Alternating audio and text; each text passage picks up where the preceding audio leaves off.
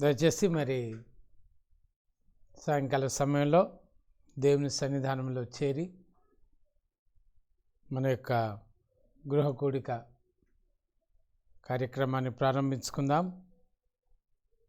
అందరూ కూడా దయచేసి మరి తలలు వంచినట్లా ప్రార్థన చేస్తాం. నమ్మకమైన మా తండ్రి, సకల ఆశీర్వాదములకు కారణభూతుడు అయిన మా దేవ, ఈ సాయంకాల సమయం మీ పాద సన్నిధికి వచ్చి మీ వందనాలు చెల్లిస్తూ ఉంటున్నాం. మీ ప్రియ సన్నిధి మా మధ్యలో ఉంచండి. మీ నామానికి మహిమ, ఘనత, ప్రభావం చెల్లించుకోమని, ప్రభా వాక్యం ద్వారా బలపరచమని, పాట ద్వారా మహిమ పొందమని మీ కృపగల హస్తాలకు సమర్పించుకొని యేసుక్రీస్తు వారి యొక్క శ్రేష్టమైన నామమున అడిగి వేడుకొంచున్నాం మా తండ్రి, ఆమేన్. మనందరం కలిసి పాట సంఖ్య 502, పాట సంఖ్య 502, పాత పుస్తకంలో 430. లేచిరండి విశ్వాసులారా, యోర్ధన్ నదిని దాటును. లేచిరండి విశ్వాసులారా, యోర్ధన్ నది దాటను.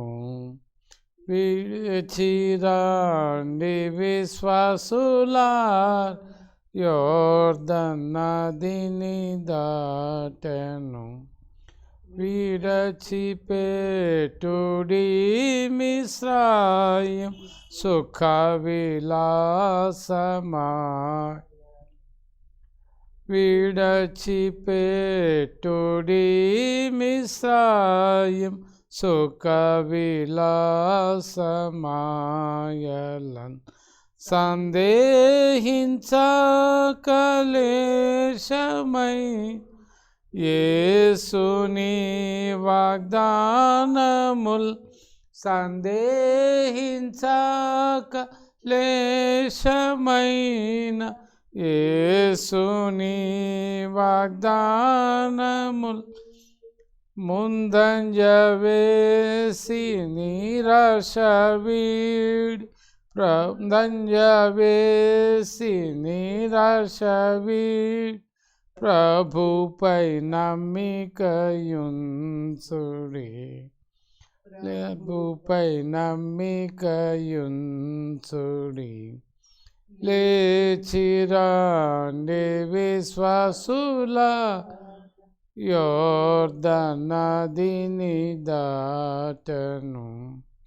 యాత్రలో సముద్రముల్ ఘోషించి, పర్వతముల్ కంపించినన్. యాత్రలో సముద్రముల్ ఘోషించి, పర్వతముల్ కంపించినన్. సొదొమ వైపు తిరిగి చూడక, సొదొమ వైపు తిరిగి చూడక, వెల్లుడు సియోను నగరునకు. వెల్లుడి సియోను నగరునకు.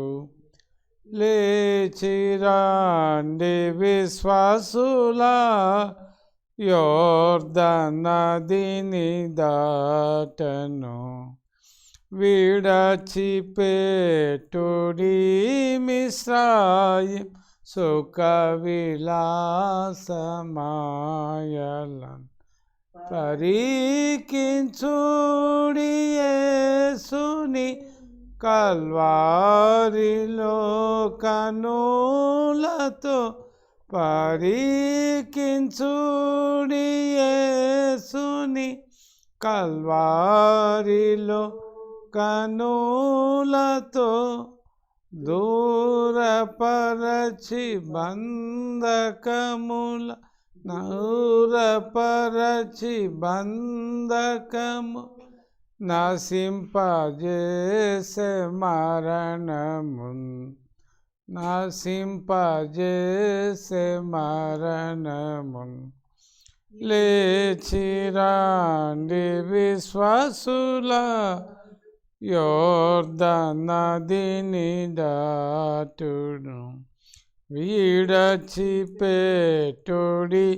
మిశ్రాయం సుఖ విలాస భోగము.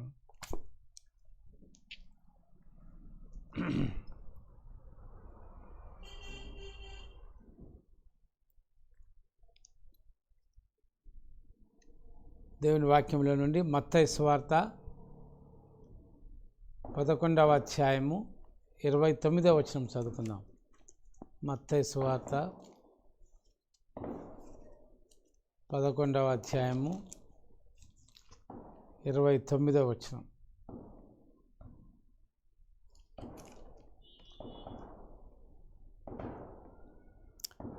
నేను సాత్వికుడును దీన మనసు గలవాడను కనుక మీ మీద నా కాడి ఎత్తుకొని నా యొద్ద నేర్చుకునుడి, అప్పుడు మీ ప్రాణములకు విశ్రాంతి దొరుకును. ఏలయనగా నా కాడి సులువుగాను నా భారము తేలికగాను ఉన్నవి. తర్వాత యెషయా గ్రంథము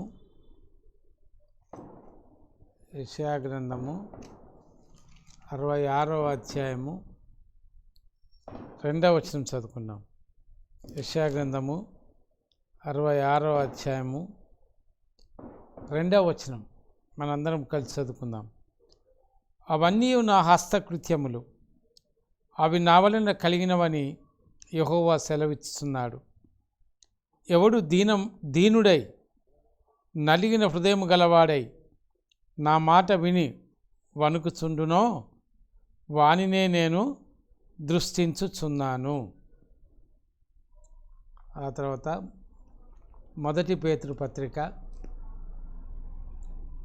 5వ అధ్యాయము 5, 6 వచనాలు కూడా చదువుకుందాం.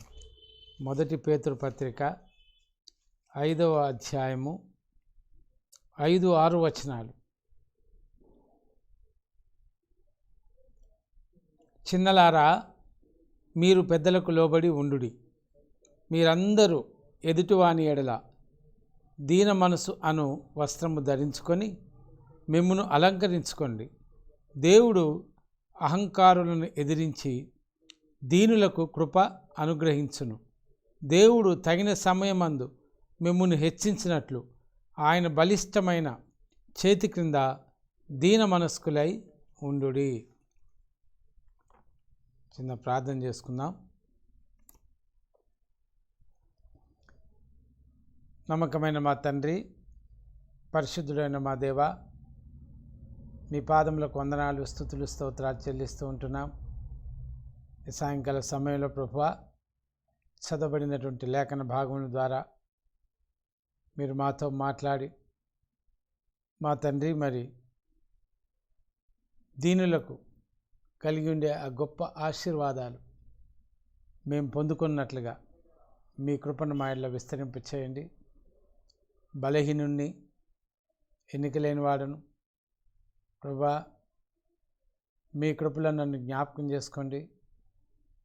మీ వాక్యం చేత నన్ను పవిత్రపరిచి నా నోటిని ముట్టి ప్రభువా, మరి మీ యొక్క వాక్యం నా నోట నుంచి తండ్రి మరి మీ మాటలు నేను ఉచ్చరించినట్లుగా మీ కృపను నా ఇళ్ళ ప్రసాదించు.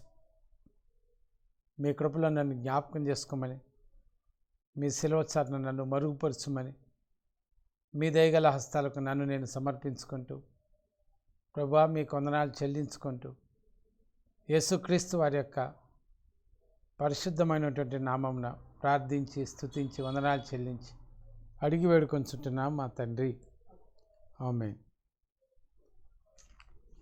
చదవబడినటువంటి లేఖన భాగాల్లో మనం చూస్తూ వస్తే మన మత్తయి సువార్త 11వ అధ్యాయము 29వ వచనాన్ని మనం గమనిస్తూ వచ్చాం. యేసుక్రీస్తు ప్రభు ఏమంటున్నాడంటే, నేను సాత్వికుడును దీన మనసు గలవాడును కనుక మీ మీద నా కాడి ఎత్తుకొని నా యొద్ద నేర్చుకోండి, అప్పుడు మీ ప్రాణములకు విశ్రాంతి దొరుకును. ఏలయనగా నా కాడి సులువుగాను నా భారము తేలికగాను ఉన్నది. కాబట్టి దేవుడు మనందరితో మాట్లాడుతూ తెలియజేస్తున్నాడు. ఏమంటున్నాడంటే, నేను సాత్వికుడును దీన మనసు గలవాడను కాబట్టి నా కాడిని మీ మీద ఎత్తుకొని నా యొద్ద మీరు నేర్చుకునండి, అప్పుడు మీ ప్రాణములకు విశ్రాంతి దొరుకుతుంది అని చెప్పి అంటున్నాడు. కాబట్టి యేసుక్రీస్తు ప్రభువారి యొక్క జీవితాన్ని మనం గమనిస్తూ వస్తే ఆయన ఎంతో సాత్వికుడుగాను దీన మనసు గలవాడుగాను మరి ఈ యొక్క లోకంలో మనందరి కొరకై ఆయన తను తాను తగ్గించుకున్నటువంటి వాడిగా ఉంటున్నాడు. అనేక సందర్భంలో మనము యేసుక్రీస్తు ప్రభు యొక్క గుణలక్షణాలను మనము గమనిస్తూ మరి ఆయన్ను పోలినటువంటి జీవితాన్ని మనం జీవించే వారంగా ఉండేవాళ్ళని, అప్పుడు దేవుని యొక్క ఆశీర్వాదానికి మనం అందరం కూడా పాత్రులుగా చేయబడతామనే విషయాన్ని అనేక సందర్భంలో మనం జ్ఞాపకం చేసుకుంటూ వస్తాం.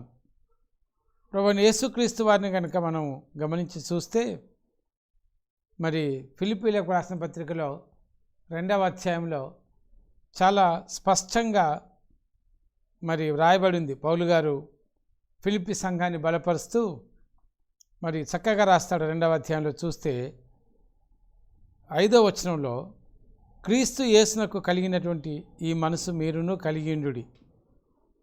కాబట్టి ఆయన దేవుని స్వరూపము కలిగిన వాడై ఉండి దేవునితో సమానముగా ఉంటే విడిచిపెట్టకూడని భాగ్యమని ఎంచుకొనలేదు, కానీ మనుష్యుల పోలికగా పుట్టి దాసుని స్వరూపము ధరించుకొని తను తానే రిక్తునిగా చేసుకొనెను. మరి దేవుని గురించి ప్రభువైన యేసుక్రీస్తు వారిని గురించి కనుక మనం ఆలోచన చేస్తూ వస్తే మరి ఆయన దేవుడు, దేవాది దేవుడై ఉండి కూడా సృష్టికర్త, భూమి ఆకాశాన్ని సృష్టించినటువంటి సృష్టికర్త, మరి సృష్టికి ముందే ఉన్నటువంటి దేవుడు, అటువంటి దేవుడు మరి ఆయన ఏం చేశాడంటే తండ్రి అయినటువంటి దేవునితో ఉండడం అనేది విడిచిపెట్టకూడని భాగ్యం. ఇది విడిచిపెట్టొద్దు, వదిలిపెట్టొద్దు, ఈ అవకాశాన్ని మరి దూరపరచుకోవద్దని ఆయన అనుకోకుండా ఆయన మరి ఎంతో తగ్గించుకున్నవాడై మరి తను తాను తగ్గించుకొని ఏం చేశాడంటే నీ కొరకై నా కొరకై మానవాళి స్వరూపంలో దీనుడుగా, దరిద్రుడుగా, దాసునిగా, రిక్తునిగా, ఏమీ లేనటువంటి వాడుగా ఆ యొక్క పశువుల పాకలో పరుండడానికి స్థలం లేనటువంటి ఆ దీనస్థితిలో జన్మించాడు. ఆయన ఈ లోకంలో ఉన్నప్పుడు ఒక మాట చెప్పాడు, నక్కలకు బరియలున్నాయి, ఆకాశ పక్షులకు నివాస స్థలాలున్నాయి, కానీ మనిషి కుమారునికి మాత్రము తలదాచుకోవడానికి కూడా కొంచెం స్థలమైన లేదు అని చెప్పేసి ఆయన చెప్పినవాడుగా ఉంటున్నాడు. కాబట్టి దీనుడిగా, దాసునిగా, ఒక రిక్తునిగా తను తాను తగ్గించుకున్నాడు. మనందరి పాపముల కొరకై ఆయన శిలువలో బలియాగంగా అర్పింపబడి నిన్ను నన్ను విలువపెట్టి కొన్నాడు. మరి పరిశుద్ధుల సహవాసంలో మరి చేర్చాడు. దేవుని బిడ్డలుగా మనల్ని చేశాడు. దేవుని యొక్క ఆశీర్వాదములకి మనల్ని, అందుకోసం దేవుడు అంటాడు, మిమ్మల్ని పిలిచిన పిలిపెట్టువదంటే మిమ్మల్ని పరిశుద్ధులుగా ఉండడం కొరకే పిలిచాను, ఆశీర్వాదమునకు మరి కర్తలుగా చేయబడడానికై మిమ్మల్ని పిలిచానని చెప్పేసి దేవుడు మనకు అనేక సందర్భాల్లో జ్ఞాపకం చేస్తూ వస్తున్నాడు. కాబట్టి ప్రియులారా, అందుకే పౌలు గారు ఫిలిప్పీ సంఘానికి రాస్తూ మీరు క్రీస్తు యేసును కలిగినటువంటి మనసు కలిగి ఉండాలని, క్రీస్తు యేసు వలె మీరు తగ్గించుకొని మరి దేవుని నామానికి మహిమార్థంగా జీవించాలని చెప్పేసి మరి ఫిలిప్పీ సంఘాన్ని హెచ్చరిస్తూ వస్తున్నాడు. అంతేకాకుండా దేవుడు మరి మనం చూస్తూ వస్తే అందుకనే నేను సాత్వికుడును దీన మనసు గలవాడను, కాబట్టి నా యుద్ధకు రండి, మీరు నా యుద్ధకు వచ్చి మరి నా కాడిని మీ మీద ఎత్తుకొని మరి మీరు నేర్చుకోనండి అని చెప్పి అంటున్నాడు.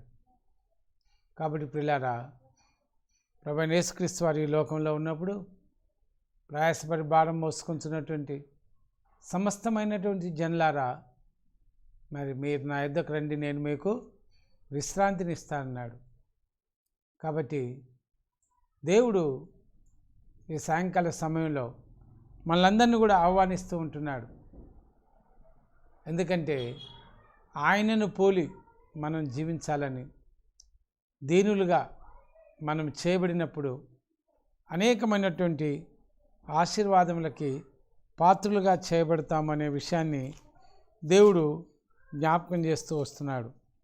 మరి 1 పేతురు పత్రికలో మనం చూస్తూ వచ్చాం 5వ అధ్యాయంలో దేవుడు మీరు దీన మనసు అనే వస్త్రాన్ని ధరించుకోనండి, మరి దీన మనసు అనే వస్త్రం చేత మీరు అలంకరణ చేసుకోనండి. ఎందుకంటే దేవుడు అహంకారులందరినీ కూడా ఎదిరిస్తాడట, దీనుల పక్షంగా కృప అనుగ్రహిస్తాడు అని చెప్పేసి ఇక్కడ మనం గమనిస్తూ వచ్చాం. అంతేకాకుండా ఇంకోటి ఏంటంటే, మీరు దీన మనస్కులు అయి ఉంటే తగిన సమయం లోపల ఆయన మిమ్మల్ని హెచ్చిస్తాడు. మీరు హెచ్చింపబడాలి అంటే ప్రభు అయినటువంటి యేసుక్రీస్తు వారి యొక్క బలిష్టమైనటువంటి హస్తముల కింద దీన మనస్కులుగా జీవించండి అనేటువంటి ఒక మాటలను కూడా మనం గమనిస్తూ వచ్చాం. కాబట్టి ప్రియులారా, ప్రభు అయినటువంటి యేసుక్రీస్తు వారి యొక్క రక్తం చేత విలువబెట్టి కొనబడినటువంటి మనము యేసుక్రీస్తు ప్రభువుని రక్షకునిగా మరి స్వీకరించి ఆయన యొక్క స్వరూపితలోనికి తీసుకొని రాబడినటువంటి మనము ఎలా ఉండాలి అంటే మరి దీన మనసు కలిగినటువంటి వారంగా ఉండాలని దేవుడి సాయంకాల సమయంలో మనం జ్ఞాపకం చేస్తూ వస్తున్నాడు. అంతేకాకుండా ఫిలిప్పీలకు రాసినటువంటి పత్రిక 2వ అధ్యాయంలో ఇంకొక మాట కూడా మనం చూస్తాం. 3వ వచనంలో చూస్తే 2వ అధ్యాయం 3వ వచనంలో కక్ష చేతనైనను వృధా అతిశయము చేతనైనను ఏమీ చేయక వినయమైన మనసు గలవారై ఒకరినొకడు తనకంటే యోగ్యుడని ఎంచుకొనుడి. కాబట్టి దీన మనసు, వినయమైనటువంటి మనసు మరి దేవునికి ఎంతో ఇష్టమైందండి అని, మరి వినయ మనసు కలవారమై ఒకరికంటే ఒకరు యోగ్యులని ఎంచుకుంటూ, మరి ఎందుకంటే చాలా సందర్భాల్లో ఒకరికంటే ఒకరు యోగ్యులుగా మనం ఎంచుకోం. నేనే చాలా గ్రేటు, నేను చెప్పిందే కరెక్టు, నేను చెప్పింది ప్రతి ఒక్కరు కూడా శిరస వహించాలా మరి అనేటటువంటి ధోరణిలో చాలామంది విశ్వాసులు చాలా సందర్భాల్లో, నేను కూడా మరి ఇటువంటి ధోరణిలో ప్రవర్తించినటువంటి వాడనిగా ఉంటున్నానని చెప్పేసి ఈ సమయంలో దేవుని సన్నిధిలో ఒప్పుకుంటున్నాను. కానీ వాక్యం యొక్క అనుభవంలోకి, దేవుని యొక్క నడిపింపులోకి వచ్చినప్పుడు దేవుడు ఎంతో తగ్గింపు, ఎంతో దీన మనసు దయచేసే దేవుడని నా అనుభవం ద్వారా నేను గ్రహించిన వాడుగా ఉంటున్నాను. 2004లో ఈ సంఘంలో బాప్తిసం పొందకముందు నా జీవితాన్ని నేను ఒకసారి వెనకకు మళ్ళీ చూస్తే మరి ఎంతో గర్వము, అహంకారంతో జీవించినటువంటి నన్ను దేవుడు సంధించి ఆయన కృపలో జ్ఞాపకం చేసుకొని ఆయన రక్షణ ఇచ్చి ఈ వినయ మనసు, ఈ యొక్క దీన మనసు, దేవుని యొక్క ప్రేమ మరి రుచి చూడడానికి దేవుడు నా పక్షంగా కృప చూపాడని ఈ సందర్భంగా మీకు అందరికి కూడా మనవి చేస్తూ ఉంటున్నాను. నేను బాప్తిసం సాక్ష్యంలో పాల్పంపక ముందు నా జీవిత విధానాన్ని దగ్గరలో ఉండి సోదరుడు సుందర్రావు గారు, సోదరుడు మోహన్ రావు గారు, సోదరుడు నిర్మల్ గారు గమనిస్తూ వచ్చిన వారుగా ఉంటున్నారు. ఏ విషయంలో కూడా ఎంత మాత్రం కూడా తగ్గింపు లేకుండా ఎవరు ఏదైనా మాట్లాడితే అక్కడికక్కడే ఖండిస్తూ అవసరం అనుకుంటే మరి మాటల ద్వారా ఎంతో ఎదిరించి మరి ఎంతో గర్వంతో ఉండినటువంటి వాడనుగా ఉంటున్నాను. ప్రభువుని ఎరిగిన తర్వాత ఈ విషయాల్లో ఎంతో మార్పు దేవుడు నాలో తీసుకొచ్చాడని చెప్పేసి ఈ సమయంలో జ్ఞాపకం చేస్తూ, ప్రియులారా, మరి మనము దీన మనసు కలిగి ఉంటే మరి దీనులకు దేవుడు అనుగ్రహించే ఆశీర్వాదాలు బైబిల్లో ఎన్నో ఉన్నాయి. మరి 66 యెషయా గ్రంథం 66 2వ వచనంలో మనం గమనిస్తూ వచ్చాం. ఎవడైతే దీన మనసు కలిగి దీనుడై మరి వణుకుతూ ఉంటాడో వాని విషయంలో నేను దృష్టి కలిగి ఉంటాను. అంటే దేవుడు అటువంటి వారిని దృష్టిస్తాడు, దేవుడు అటువంటి వారిని ఆశీర్వదిస్తాడు అనే విషయాలు మనం చదివినటువంటి 3 లేఖన భాగం ద్వారా గమనిస్తూ వచ్చాం. కాబట్టి ప్రియులారా, దీన మనసు కలిగి ఉంటే మొట్టమొదట దేవుడు మనకు అనుగ్రహించే ఆశీర్వాదం ఏంటి అని చెప్పేసి మనం గమనించి చూస్తే, మొట్టమొదటి ఆశీర్వాదము సంతృప్తికరమైనటువంటి జీవితాన్ని దేవుడు మనకు అనుగ్రహిస్తూ వస్తాడు. ఎందుకంటే దీన మనసు కలిగి దేవుని కలిగినటువంటి వారు అతి దీన మనసు కలిగిన వారుగా చేయబడతారు. ప్రభువైన యేసుక్రీస్తు వారు తండ్రి ఎడల ఎంతో విధేయుడుగా మరి ఎంతో నమ్మకస్తుడుగా మరి జీవించినటువంటి వాడుగా ఉంటున్నాడు. తండ్రికి ఎంతో విధేయత చూపినటువంటి వాడుగా ఉంటున్నాడు. తండ్రి అప్పగించిన బాధ్యతలలో మరి ఎంత మాత్రం కూడా వెనకంజ వేయనటువంటి వాడుగా ఉంటున్నాడు మన దేవుడైనటువంటి యేసుక్రీస్తు వారు. కాబట్టి ఎప్పుడైతే మనం దీన మనసు కలిగి జీవిస్తామో మన జీవితాలు సంతృప్తికరంగా ఉంటాయి. మన జీవితాల్లో మరి సంతోషాన్ని మనం అనుభవిస్తూ ఉంటాం. మీరు కనుక గమనించి చూస్తే కీర్తన గ్రంథము 22వ అధ్యాయము 26వ వచనంలో ఒకసారి మనం చూస్తే, దీనులైన వారు మరి భుజించి సంతృప్తి కలిగినటువంటి జీవితాన్ని వారు జీవిస్తారు అనే మాటను మనం గమనిస్తూ వస్తాం. కీర్తనల గ్రంథము 22:26వ వచనాన్ని మనం ఒకసారి చూస్తాం.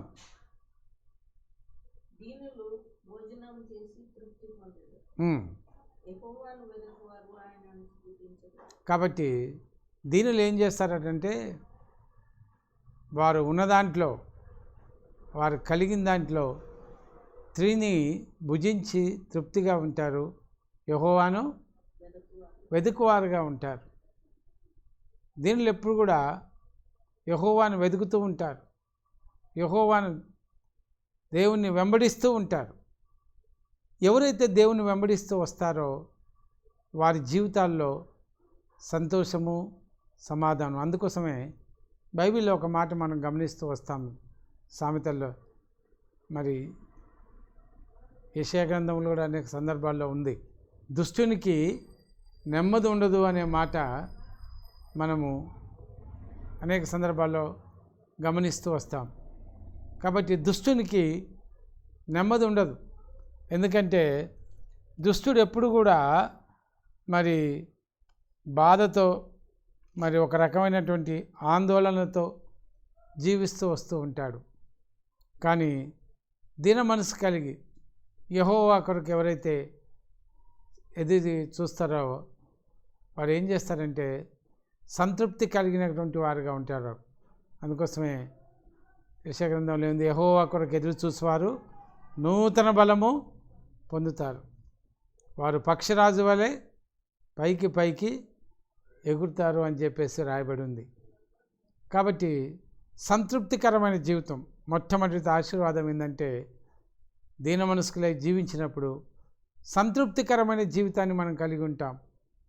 ఈ లోకంలో చూస్తే ఎంతోమంది ఎంతో ఆస్తిపాస్తులు, అంతస్తులు, అన్ని రకాలైనటువంటి ఐశ్వర్యాలు ఉన్నాయి, కానీ వారికి సంతృప్తికరమైన జీవితం లేడు. ఎందుకు అంటే దేవుడు వారి జీవితంలో లేడు. వారు యెహోవా కొరకు ఎదురు చూడట్లేదు, వారు యెహోవా కొరకు మరి కనిపెట్టుకోవట్లేదు. కాబట్టి పిల్లారా, వారికి ఎన్ని ఉన్నప్పటికీ కూడా తృప్తి లేదు వారి జీవితంలో.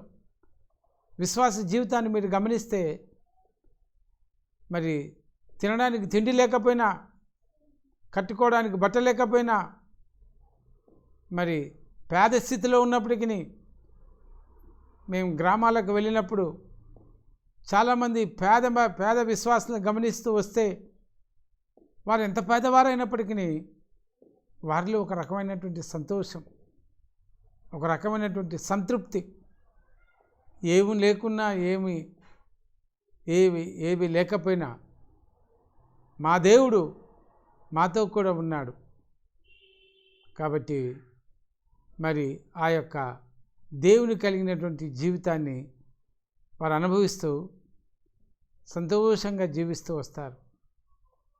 అందుకోసం జకర్యా గ్రంథం 8వ అధ్యాయంలో మనం చూస్తే మీ దేవుడు మీకు తోడుగా ఉన్నాడనే సంగతి మేము గమనించాం, కాబట్టి మేము కూడా మీతో పాటు వస్తాము అనే మాటలు జకర్యా గ్రంథము 8వ అధ్యాయంలో మనము గమనిస్తూ వస్తాం. కాబట్టి అటువంటి వారిని, ఎంతోమంది విశ్వాసుల్ని ఈ లోకయాత్రలో మనం చూస్తూ ఉన్నాము. మన గమనంలో అటువంటి వారు ఉన్నటువంటి వారుగా ఉంటున్నారు. కాబట్టి ప్రియులారా, మరి దీన మనసు మనం కలిగి ఉంటే దేవుడు మన పక్షంగా కృప చూపే దేవుడని, ఆ సంతృప్తికరము సంతోషమైన జీవితము, నెమ్మది గల జీవితాన్ని దేవుడు అనుగ్రహిస్తాడు.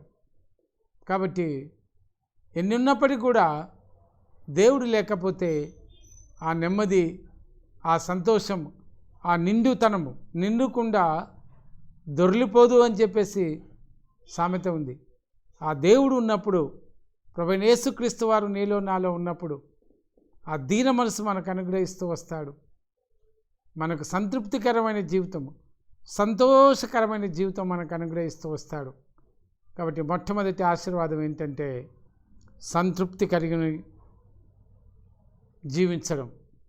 ఇలా లేదు, అన్నిటికంటే కూడా చాలా ప్రాముఖ్యమైనటువంటి విషయం. ఈ సంతృప్తి లేకపోవడం వల్ల అనేకమైన సమస్యలు మానవుడు ఈనాడు మరి తన మీదకి తీసుకొని వస్తూ ఉంటున్నాడు.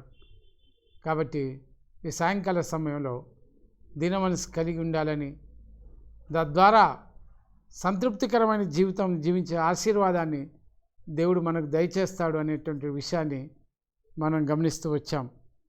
రెండవ విషయం కనుక మనం చూస్తే, రెండవ ఆశీర్వాదాన్ని మనం గమనించి చూసినప్పుడు,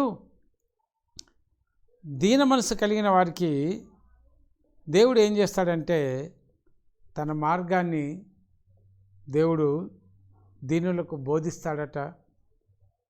దేవుడు తన మార్గంలో వారిని నడిపిస్తూ వస్తాడు. యెషయా గ్రంథము 30వ అధ్యాయం 21వ వచనం మీరు ఒకసారి కనుక గమనించి చూస్తే, మీ బైబిల్ తెరిచి మరి అక్కడ ఒక మాట రాయబడి ఉందంటే,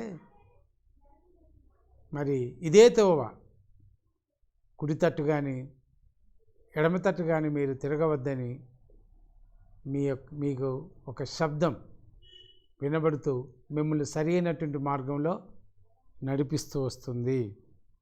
కాబట్టి దేవుడు ఏం చేస్తాడంటే దీనుల పక్షంగా దేవుడు కృప అనుగ్రహించి వారితో పాటు ఉంటాడు, వారిని నడిపిస్తాడు.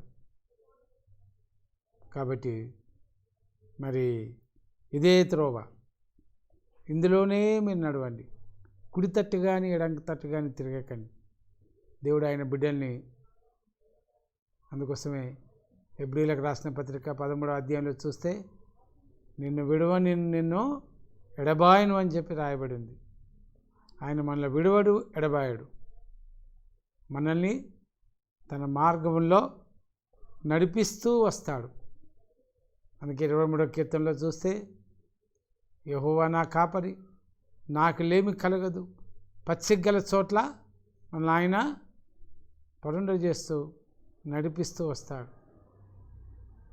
గాఢాంధకారపు లోయలో నేను సంచరించను, ఏ అపాయమునకు భయపడను, నీ యొక్క దండము నీ దుడ్డుకర్ర నన్ను ఆదరిస్తుంది, నన్ను నడిపిస్తూ వస్తుంది. కాబట్టి ఇప్పుడు ఇలా దీనిలోకున్న గొప్ప ఆధిక్యత, గొప్ప ఆశీర్వాదం ఏంటంటే మరి ఆయన దీనులను నడిపిస్తూ వస్తాడు, తన మార్గంలో నడిపిస్తూ వస్తాడు. కాబట్టి మనము మొదటి కీర్తనలో చూస్తాం, దుష్టుల ఆలోచన చొప్పున నడవక, పాపుల మార్గం నిలవక, అపహాసకులు కూర్చుండు చోటను కూర్చుండక, యెహోవా ధర్మశాస్త్రములను ఆనందించుతూ దివారాత్రము దాన్ని ధ్యానించువాడు ధన్యుడు. అతడు నీటి కాలువలో ఎవరైనా నాటబడినదై ఆకువాడక తన కాలమందు ఫలమిచ్చు చెట్టు వలె ఉండును. అతడు చేయనిదంతా కూడా సఫలీకృతం చేయబడుతూ ఉంటుంది. కాబట్టి దుష్టుల ఆలోచన చొప్పున నడవకుండా, పాపల మార్గంలో నిలవకుండా, అపహాసకులు కూర్చుండే చోట కూర్చుండకుండా, దేవుడు తన బిడ్డల్ని ఎవరైతే దీనులై వణుకుతూ ఉంటారో, మరి యెషయా 66 మరి 66లో మనం చదివిన రీతిగా 2వ వచనంలో ఆయన దృష్టి ఉంచుతాడు, ఆయన దృష్టి మన మీద ఉంచుతాడు, తన మార్గములో మనల్ని నడిపిస్తూ వస్తాడు.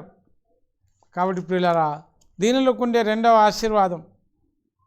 కాబట్టి మరి ఏం చేస్తాడంటే నా ప్రాణమునకు 23వ కీర్తన 3వ వచనంలో నా ప్రాణమునకు ఆయన సేద తీర్చున్నాడు, తన నామమును బట్టి నీతి మార్గములలో నన్ను నడిపిస్తూ ఉన్నాడు. ప్రియులారా, 2వ ఆశీర్వాదం మనం చూస్తూ ఉన్నాం. మన ప్రాణాలకి ఆయన సేద తీర్చే దేవుడు అండి, నీతి మార్గములలో మనల్ని నడిపించేటటువంటి దేవుడు. కాబట్టి అటువంటి దేవుడు మనకు తోడుగా ఉంటాడు. కాబట్టి ఆయన ఏం చేస్తాడంటే మనల్ని నడిపిస్తూ ఏ అపాయమునకు మనము భయపడకుండా, అందుకోసం 4వ వచనం 23 కీర్తన 4వ వచనం అంటాడు, ఏ అపాయమునకు నేను భయపడను. ఎందుకు భయపడనంటే నీవు నాకు తోడుగా ఉంటావు, నీవు నాకు తోడుగా ఉంటావు, నన్ను నడిపిస్తావు, నా శత్రువుల ఎదుట నీవు నాకు భోజనము సిద్ధపరుస్తావు. కాబట్టి ప్రియులారా, మరి ఇంకేం చేస్తాడంటే మన గిన్నె నిండి పొర్లేటట్టుగా చేస్తాడు. కాబట్టి 2వ ఆశీర్వాదము, తన మార్గాన్ని మనకు బోధిస్తాడు, శాంతికరమైన జలముల యుద్ధకు మనల్ని నడిపిస్తాడు, దుష్టుల ఆలోచనల నుంచి మనల్ని తప్పిస్తాడు, మరి మన ప్రాణానికి ఆయన సేద తీస్తాడు, హానికరమైంది ప్రతిది కూడా దూరపరుస్తూ తన మార్గాలలో మనల్ని నడిపిస్తూ వస్తాడు. అందుకోసమే 25వ కీర్తనలో కనుక చూస్తే 25వ కీర్తన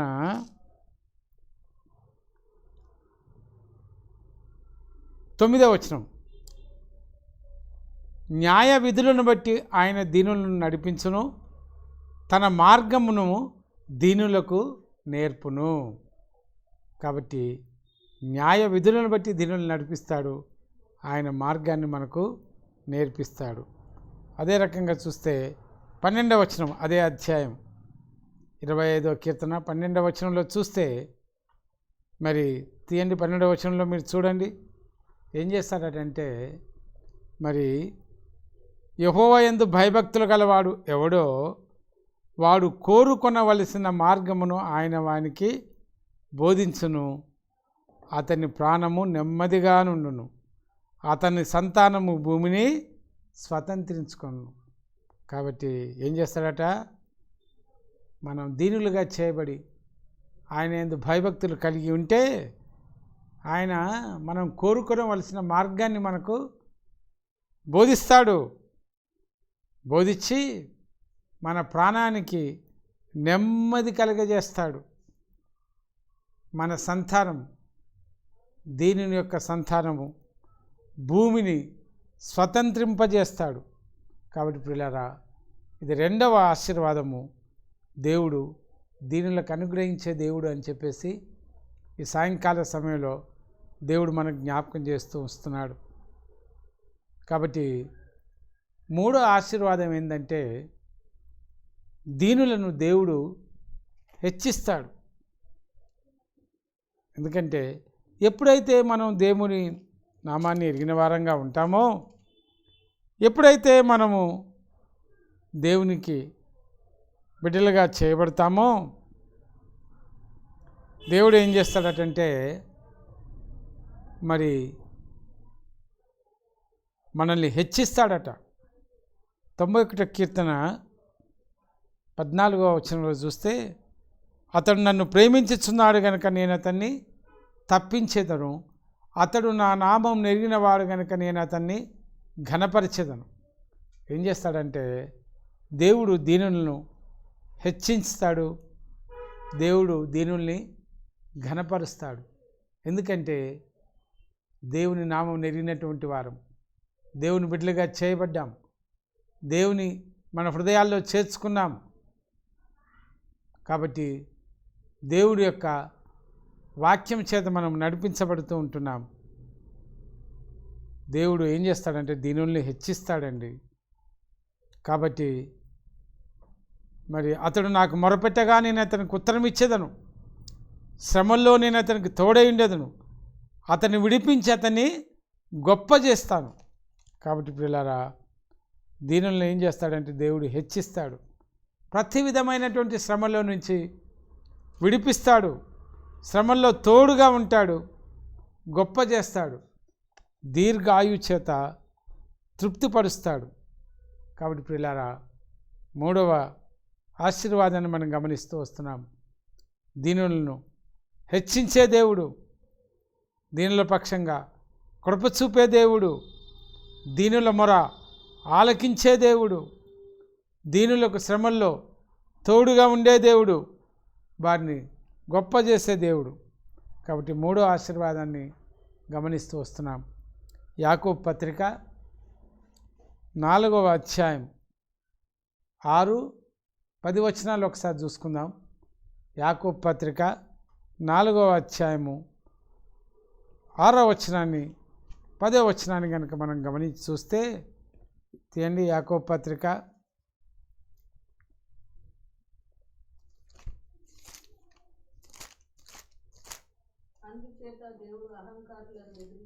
4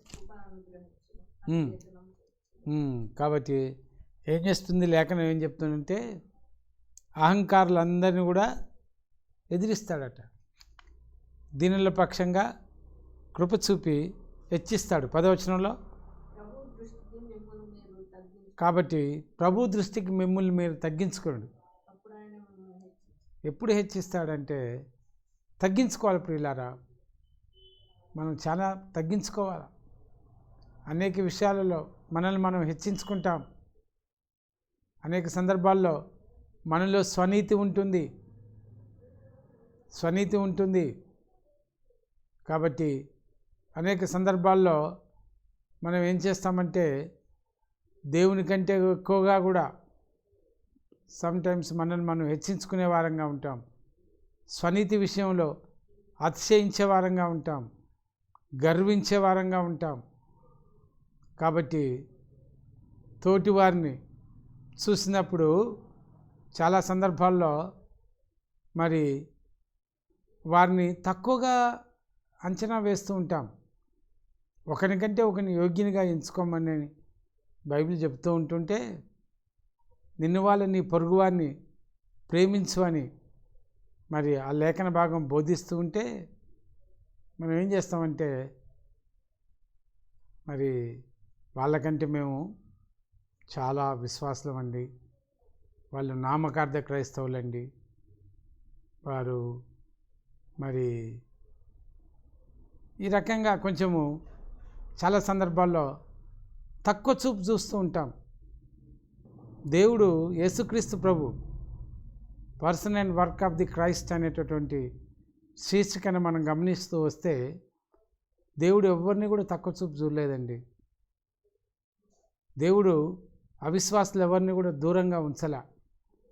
సమరయ స్త్రీ అవిశ్వాసరాలైనప్పటికీ కూడా శిష్యులందరినీ కూడా పంపించి వేసి ఆమె కొరకై మరి నడుచుకుంటూ వెళ్ళినటువంటి దేవుడు మరి ఎన్నోసార్లు శాస్త్రులు పరిచయుల విషయంలో మరి దేవుడు మాట్లాడుతూ వస్తాడు. ఎవరిని తక్కువ చూపు చూడలే ఆయన. మనమైతే స్వనీతిని బట్టి గర్విస్తాం. ఆ తర్వాత మనకు మనమే చెప్పుకుంటాం, వాళ్ళకంటే మేము మంచి విశ్వాసులం. ఇంక కొంతమంది ఇంకా ఒక అడుగు ముందుకేస్తారు, మరి పరలోక రాజ్యానికి మేమే అర్హులం, మిగతా వారు ఎవరు కారు అన్నటువంటి దృక్పథంలో కొన్నిసార్లు కొంతమంది ఉంటూ ఉంటారు, అందరూ కాదు. కానీ దేవుడు ఏమంటున్నాడంటే 10వ వచనంలో, యాకోబు పత్రిక 4వ అధ్యాయం 10వ వచనంలో చక్కగా మనతో మాట్లాడుతూ ఉన్నాడు. కాబట్టి ప్రియులారా, ఇక్కడ చక్కగా చెప్తున్నాడు, మిమ్మల్ని మీరు హెచ్చించుకొనొద్దు, మిమ్మల్ని మీరు తగ్గించుకోవాలా, ప్రేమించాలా. విశ్వాసి అయినప్పటికీ అవిశ్వాసి అయినప్పటికీ. కాబట్టి అవిశ్వాసి విశ్వాసంలోకి ఎలా వస్తాడండి? దేవుని ప్రేమను నువ్వు పంచిపెట్టినప్పుడు, ఆదరించినప్పుడు, ప్రభు చూపిన కనికరాన్ని నువ్వు చూపినప్పుడు మరి విశ్వాసతలోకి తీసుకొని రాబడతాడు. ప్రభు దృష్టికి మిమ్మల్ని మీరు తగ్గించుకోనండి అని చెప్పేసి దేవుడు జ్ఞాపకం చేస్తున్నాడు. తను తాను హెచ్చించుకున్నవాడు తగ్గించబడును, తను తాను తగ్గించుకున్నవాడు హెచ్చించబడును అని చెప్పేసి దేవుని వాక్యం మనకి బోధిస్తూ వస్తుంది. కాబట్టి 3వ ఆశీర్వాదం మనం గమనిస్తూ వస్తున్నాం. కాబట్టి ప్రియులారా, దీనులను మరి హెచ్చించే దేవుడు అనే విషయాన్ని జ్ఞాపకం చేసుకుంటూ వస్తున్నాం. కాబట్టి ప్రియులారా, మరి ఈ సాయంకాల సమయంలో దేవుడు మనకు దీనులకు కలిగే ఆశీర్వాదాల గురించి తెలియజేస్తూ 3 ఆశీర్వాదాలు ఇప్పుడు మనకు చూసుకుంటూ వచ్చాం. ఇక 4వ ఆశీర్వాదం మనం గమనించి చూస్తే, దీనుల యొక్క ప్రార్థన దేవుడు ఆలకించి వారి యొక్క మొరలకి, వారి విజ్ఞాపనలకి ప్రతిఫలము దయచేసే దేవుడు. కాబట్టి మనం చూస్తాం కదా 34వ కీర్తన. 34వ కీర్తనలో ఏముంది? ఒకసారి తీయండి 34వ కీర్తన వచనం. ఈ దీనుడు మొరపెట్టగా యెహోవా ఆలకించెను, అతన్ని కలిగినటువంటి శ్రమల్లో నుండి ఆయన అతన్ని తప్పించెను. ఆ వచనం ఒకసారి తీసి చూద్దాం మనం. 34వ కీర్తనలో 6వ వచనం. ఈ దీనుడు మొరపెట్టగా యెహోవా ఆలకించెను, అతని శ్రమలన్నిటిలో నుండి అతన్ని రక్షించాను. కాబట్టి పిల్లరా, దీనుల యొక్క ప్రార్థన మరి దేవుడు ఆలకించేవాడుగా ఉంటున్నాడు. దీనుల పక్షంగా కృప చూపే దేవుడు అని చెప్పేసి దీనుల ఆశీర్వాదాలను గురించి మనం మరి గమనిస్తూ వస్తున్నాం. మరి మనం గమనించి చూస్తే 18వ కీర్తనలో కూడా మనము దావీదు మహారాజు ఎంతో దీనుడుగా మరి దేవుని సన్నిధిలో విజ్ఞాపన చేస్తున్న విషయాల్ని మనం పోయిన వారము మనం గమనిస్తూ వచ్చాం. కాబట్టి ప్రియులారా, మరి దేవుడు ఈ దీనుడు మొరపెట్టగా యెహోవా ఆలకించెను, అతను కలిగిన శ్రమలన్నింటి నుండి అతన్ని రక్షించాను. కాబట్టి 18వ కీర్తనలో మనం చూస్తే, నా శ్రమలో నేను యెహోవాకు మొరపెట్టి తిని, నా దేవునికి నేను ప్రార్థన చేసి తిని, ఆయన తన ఆలయములో ఆలకించి నా ప్రార్థన అంగీకరించను. నా మొర ఆయన సన్నిధిని చేరి ఆయన చెవుల చొచ్చెను. కాబట్టి ఏం చూస్తున్నాం మనం? 4వ ఆశీర్వాదము, దీనుల యొక్క ప్రార్థన దేవుడు ఆలకిస్తాడు అనేటువంటి ఆశీర్వాదాన్ని మనం గమనిస్తూ, దావీదు మహారాజు ఆయన శ్రమల్లో మొరపెట్టినప్పుడు దేవుడు దావీదు మహారాజు యొక్క మొర విని ఆయన ప్రార్థన ఆలకించిందట. ఆయన మందిరంలోకి వెళ్ళి దావీదు మహారాజు గారి యొక్క మొర ఆయన చెవులలో చొచ్చింది అని చెప్పేసి రాయబడింది. దావీదు మహారాజు చూస్తే ఆయన దావీదు రాజయిండు కూడా దేవుని విషయంలో ఎంతగానో తగ్గించుకున్నాడు. దేవునికి ఎంతో ప్రథమ స్థానం ఇచ్చాడు. మరి దేవునికి ఎంతో ఇష్టడుగా జీవించాడు. దేవుడు ఆయన ప్రార్థన ఆలకించండి. ప్రియులారా, మరి నీవు నేను కూడా దీనులుగా చేయబడి ప్రభు సన్నిధిలో సాగిలపడ్డప్పుడు దేవుడు ఆయన మన మొరల్ని ఆలకించే దేవుడుగా ఉంటున్నాడు. కాబట్టి 19వ వచనంలో 18, 19లో చూస్తే, నేను ఆయనకిష్టడున్న గనక ఆయన నన్ను తప్పించెను, విశాల స్థలములోనికి ఆయన నన్ను తోడుకొని పోయాను. కాబట్టి ప్రియులారా, మరి దీనుల యొక్క ప్రార్థన ఆలకించే దేవుడు, దీనుల యొక్క ప్రార్థనకు ప్రతిఫలం ఇచ్చే దేవుడు, దీనులను మరి మొరకు చెవియొగ్గే దేవుడు అని చెప్పేసి, మరి దీనుల్ని విశాల స్థలానికి, ఎత్తైన స్థలానికి తోడుకొని పోయే దేవుడు అని చెప్పేసి జ్ఞాపకం చేస్తూ వస్తున్నాడు. అందుకోసమే 2 క్రానికల్స్ 2వ దినవృత్తాంతం గ్రంథము 7వ అధ్యాయంలో 14లో వచనం చాలా సుపరిచితమైనటువంటి వచనం. అక్కడ ఒకటే మాట అంటాడు, నా పేరు పెట్టబడి నా ప్రజలని పిలువబడే వాళ్ళు, నా బిడ్డలు అని చెప్పుకునేవాళ్ళు, యేసుక్రీస్తు బిడ్డలమని మరి క్లెయిమ్ చేసేవాళ్ళు ఏం చేయాలంటే వాళ్ళు చాలా తగ్గించుకోవాలండి. అప్పుడు నేను వారి యొక్క మొర వింటాను, వారిని వారి దేశాన్ని స్వస్థపరుస్తాను అనేటటువంటి మాటలు మీరు 2వ దినవృత్తాంతాల గ్రంథము 7వ అధ్యాయం 14వ వచనాన్ని మీరు మీ ముందు ఒకసారి ఉంచుకొని దాన్ని మీరు పఠిస్తూ వస్తే ఈ మాటలు అక్కడ రాయబడి ఉన్నాయి. కాబట్టి ప్రియులారా, ఆయన పేరు పెట్టబడిన జనులు అహంకారులుగా ఉండాలని చెప్పలే. ఆయన పేరు పెట్టబడిన జనులు గర్విష్ఠులుగా ఉండాలని చెప్పలే. ఆయన పేరు పెట్టబడినటువంటి జనులు క్రీస్తు బిడ్డలని చెప్పుకునేవారు మరి ఎలా ఉండాలన్నారంటే, క్రీస్తును పోలి జీవించాల, క్రీస్తు గుణగణాలు కలిగి ఉండాల. క్రీస్తు గుణగణాల్లో అన్నిటికంటే ప్రాముఖ్యమైనటువంటి గుణగణము దీనత్వం. అందుకోసం నా పేరు పెట్టబడిన జనులు, ఆ వచనాన్ని ఒకసారి మనం చదువుదాము. నా పేరు పెట్టబడిన నా జనులు. కాబట్టి తమను తాము తగ్గించుకోవాలంటున్నాడు. నువ్వు తగ్గించుకుంటున్నావా? హెచ్చించుకుంటున్నావా? ప్రియ సహోదరి సహోదరుడా, ఇతరుల విషయంలో నీ తగ్గింపు ఎలా ఉంది? నా తగ్గింపు ఎలా ఉంది? దేవుడి సాయంకాల సమయంలో is questioning me, mister Rao, how is your behaviour? నువ్వు ఏ రకంగా ఉన్నావు? కాబట్టి నా జీవితాన్ని నేను గమనిస్తే, బాప్తిసం సాక్ష్యంలో పాల్గొనకముందు అడలిత్తిచ్చేవాడిని. ఒక్కొక్కరిని ఎవడేమన్నా అంటే గల్లబట్టి గుంజి 4 పెట్టేటోడిని. మెస్సల్ని అయిపోయేది మాట్లాడాల. ఉద్యోగంలో కూడా మెస్సల్ని అయిపోయేది. కానీ యేసుప్రభుని ఎరిగిన తర్వాత చాలా తగ్గించుకుంటున్నాం. కొన్నిసార్లు కొంతమంది ఎక్కువగా మాట్లాడినప్పుడు కూడా గమ్మున నోరు మూసుకొని ఉంటున్నా. ఎందుకంటే దేవుని ఎరిగినాం కాబట్టి దేవుడే చూసుకుంటాడని. ఉద్యోగంలో ఉన్నప్పుడు కొంతమంది కొన్ని రీతులుగా మాట్లాడినప్పుడు కూడా దేవుని దగ్గర పెట్టి ప్రార్థించి వదిలివేసినామే తప్ప 2004 పూర్వం ప్రవర్తించినటువంటి రీతిగా ప్రవర్తించలేదు.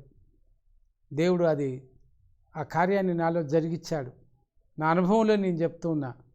నన్ను చూసినటువంటి ఇంతకుముందే చెప్పిన బ్రదర్ మోహన్ రావు లాంటి వాళ్ళకి, సోదరుడు సుందరరావు అంకుల్ లాంటి వాళ్ళకు, సోదరుడు నిర్మల్ లాంటి వాళ్ళకు 2004 బిఫోర్ నేను ఎంత గర్వంగా, ఎంత గర్విష్ఠగా ఫటాఫట్ ఉండనో తెలుసు.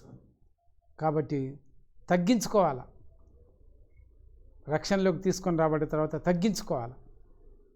కాబట్టి దేవుడు మరి అటువంటి వాళ్ళ ప్రార్థన ఆలకిస్తాడు అనే విషయాన్ని సాయంకాల సమయంలో జ్ఞాపకం చేస్తూ వస్తున్నాడు. కాబట్టి ప్రావర్బ్స్ సామెతల గ్రంథము 3వ అధ్యాయము 34వ వచనాన్ని ఒకసారి మనం గమనించి చూస్తాం. సామెతల గ్రంథము 3వ అధ్యాయం 34వ వచనం చూస్తే, దీనుల ఎడల దయచూపే దేవుడు అని మాటలు అక్కడ ఉన్నాయి. 34